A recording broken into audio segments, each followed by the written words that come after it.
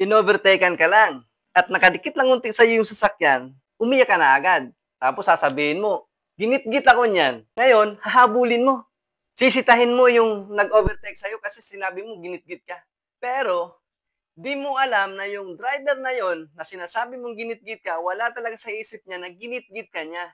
Nag-drive lang talaga siya ng diretso at hindi niya lang napansin na medyo nakadikit siya sa'yo. Alam mo yung ganitong mga pangyayari sa kalsada, hindi na 'to bago, eh. Kasama talaga sa pagmamaneho once na nasa kalsada ka yung lagi kang munti ka na.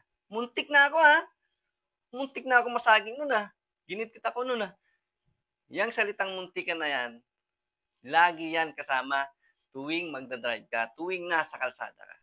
Ang dapat gawin 'pag nasa kalsada ka, kahit overtaken ka, kahit medyo nakadikit sa'yo yung sasakyan na umovertake sa'yo, kung anong klaseng sasakyan man 'yan, huwag mo na lang pansinin 'no. Dapat mahabang pasensya mo once na nasa kalsada ka, nagda-drive ka.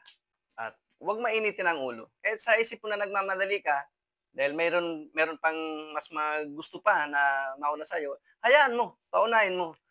Huwag mo nang habulin porket in-overtaken ka, habulin mo na.